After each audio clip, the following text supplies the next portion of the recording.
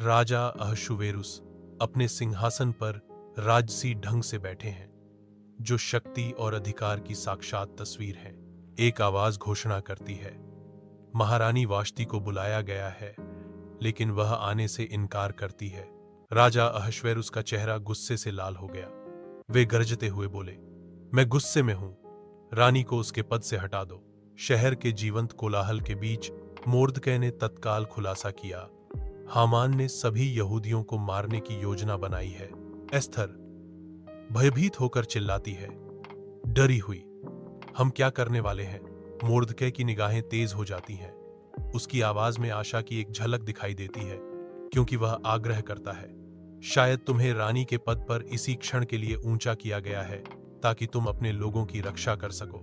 महल का भोजन कक्ष मोमबत्तियों की रोशनी, टेपेस्ट्री और चांदी के बर्तनों से जगमगा रहा है, जो एस्थर के भोज के लिए मंच तैयार कर रहा है। हामान झूठे आत्मविश्वास से चमक रहा है। आने वाले रहस्योद्घाटन से अनजान एस्तेर की आवाज आलीशान माहौल में गूंजती है, मेरे राजा, मुझे कुछ बताना है। मैं एक यहूदी हूं और हामान मेरे लोगों को खत्म करने की साजिश रच रहा है। यही महल के भव्य हॉल में राजा अपनी गद्दी पर विराजमान है, जो निर्विवाद शक्ति और अधिकार का प्रदर्शन कर रहे हैं।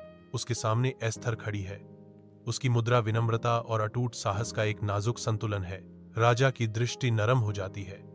प्रशंसा का एक संकेत झिलमिलाता है, क्योंकि वह घोषणा करता है, जो कुछ भी तुम चाहते हो, मैं तुम्हें वह प्रदान करूंगा। भोज कक्ष नरम मोमबत्ती की रोशनी में चमक रहा है, जहां राजा और हामान दावत की समृद्धि में आनंद ले रहे हैं। एस्थर उनके सामने शालीनता से खड़ी है।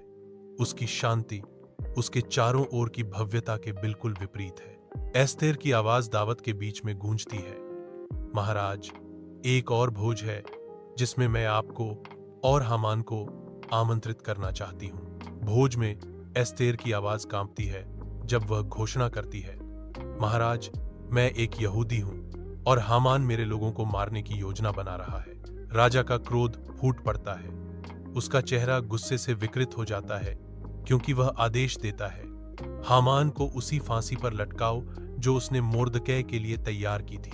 हामान स्तब्ध खा है। उसका चेहरा डर के मारे जम गया है, क्योंकि उसकी साजिश दरबार के सामने खुल रही है। इस चौक में यहूदी रक्षक दृढ़ खड़े हैं।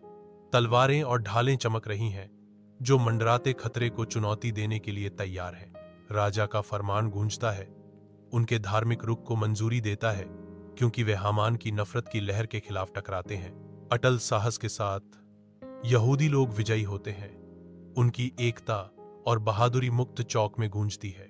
शाही महल के अंदर मोर्दकै एक महान प्रभाव की स्थिति तक बढ़ जाता है, जो राजा के सलाहकार के रूप में लंबा खड़ा है। एस्तेर सिंहासन पर बैठी है। उसकी उपस्थिति आत्मविश्वास और ज्ञान से भरपूर है, क्योंकि वह अपने राज्य का सर्वेक्षण करती है।